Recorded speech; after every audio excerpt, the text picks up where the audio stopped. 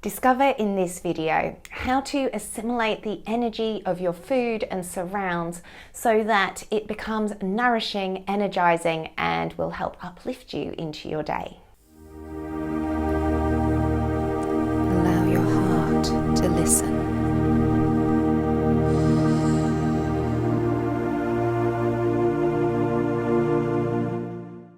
Hello, I'm Nid, a soul guide and master in energetics. In this video, we are exploring how the chakras are effective in assimilating your gut health. And in here, there's also a light body transmission, because when you activate your light body, it will bring up this side of digestion to get really clear and really strong so that you maximize your health and can ground in those higher frequencies that are coming through for you to be an example and lived model of. So when we're talking about the digestive system, we are looking at the three lower chakras: root or Muladhara, that takes us down into the earth; that sacral chakra, which often connects to our sense of flow and the element of water; and then also that solar plexus or Manipura, which is our fire energy. So we're looking between earth, water and fire, and how it is that they will transmute and work together in order for the energy to be moved out into your body, energizing you and also giving you the nourishment to be the delight that you are here to be. So we're going to drop down into that Muladhara chakra. As opposed to starting with the top of our digestive process, I actually feel it's really important to start at the base, because this is our ability to be grounded, to assimilate, to take in what it is that is in our environment, and that includes the food. And we often have that saying, you are what you eat. So if you're what you eat, which is what you take in from your environment, that also goes for your physical environment where you are currently sat or stood. Often when we're sensitive, we may not like our physical environment, and it may feel really hard, like we want to repel the environment that we're in. This is actually going to make you feel more ungrounded, and it means that you will have a natural tendency to repel the food that you bring in. Therefore, it can create all kinds of disorders in the gut and your ability to assimilate what could be nourishing and nutritious for your body. You can't learn and grow from the experiences that you're within because you're rejecting them before they have a chance to show you their goodness or their gift.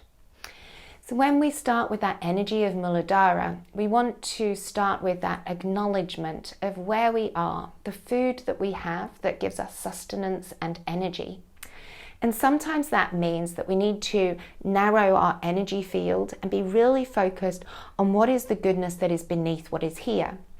If you live in a tall apartment block, it may feel like you're very distant from that grounded, good energy that is beneath you.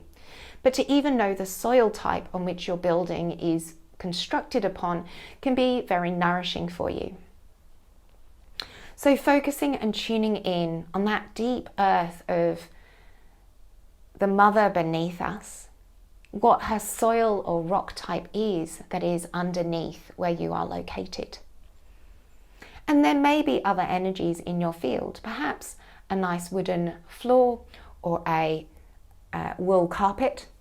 That is also a nourishing energy that you can connect into to start to draw that in and up.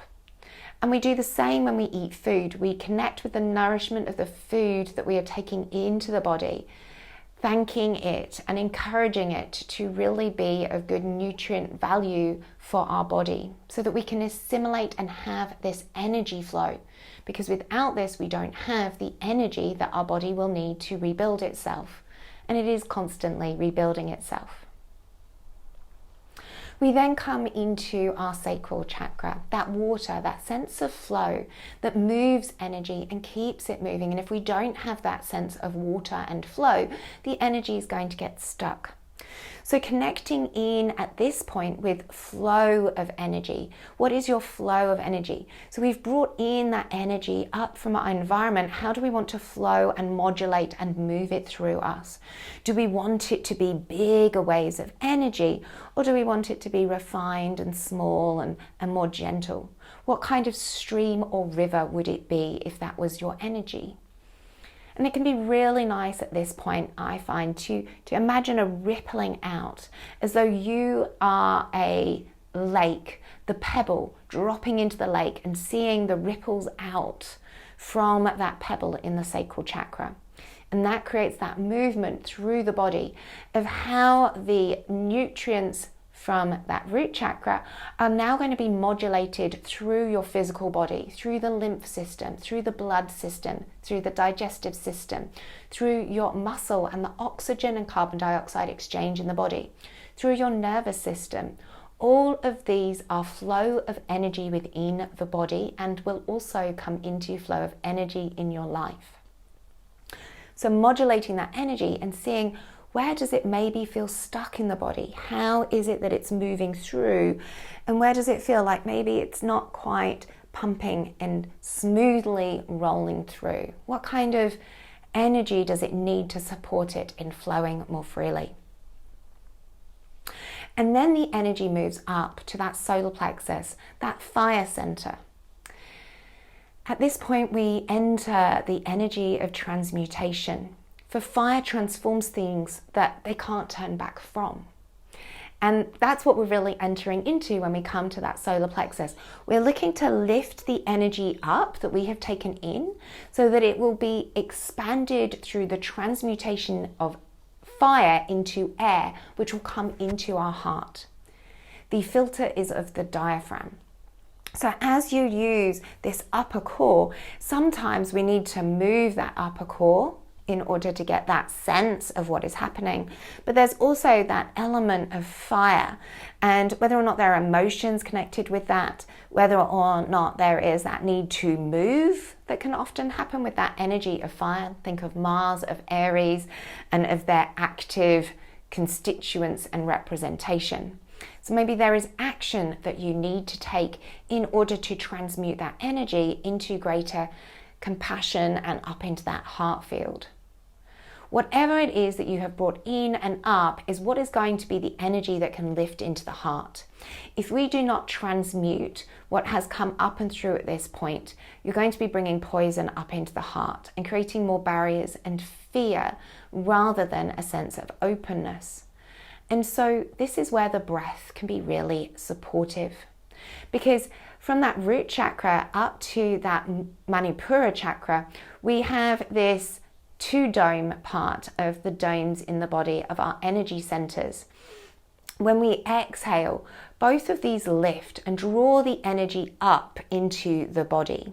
So it has that uprising energy, the Apanu Vayu, as we call it in yoga, which is one of the winds, a rising energy through this part of the body. And it only really happens on that exhale because that draws the energy naturally up. And this is where we might find that some breathing practices that help us breathe out more fully can help us with digesting life experiences. So in support of getting this rising energy, we're going to take 2 minutes just to connect into that rising between these two energy centers, these two diaphragms or domes in the body. You may close your eyes if you feel comfortable and just tune into where you are sit or stood and feel that point between the sit bones and the pubic bone and the anus, where there is that natural perineum or pelvic floor that is going to gently zip up as though you are desperate to go to the bathroom, but you're holding it in. And just feel that gentle drawing up and how it draws everything in and up in the abdomen, rising that energy. Now, if you rise that exhale a little further and start to really try and empty it out at the top around that solar plexus, letting that diaphragm lift up as though the nerves of the diaphragm are going to touch onto the heart and give the heart a little kiss.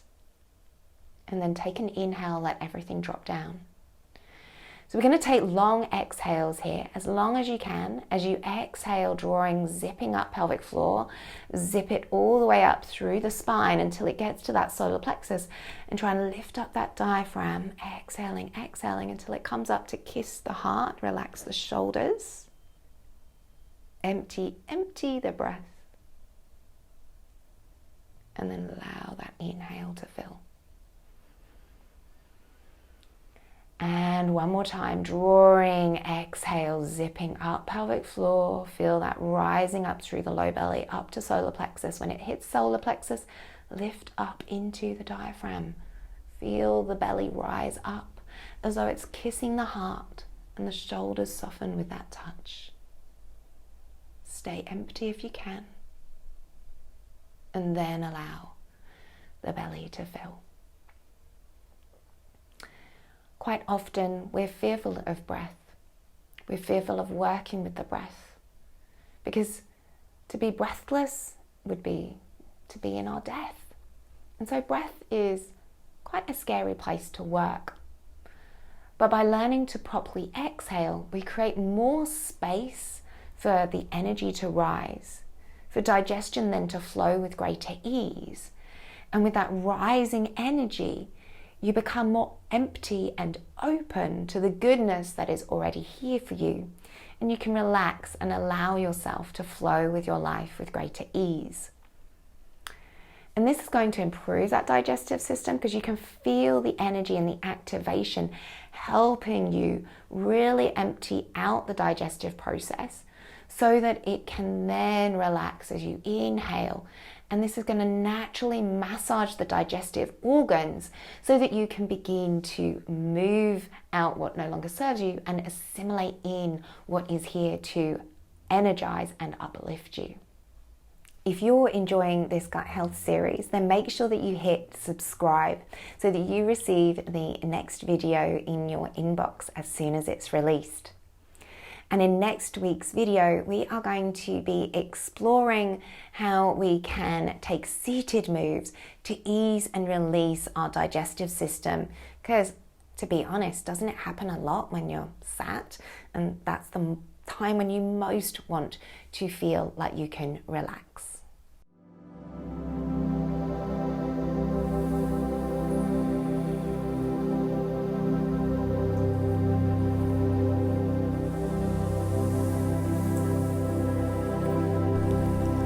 Thank you for joining. Have a wonderful day.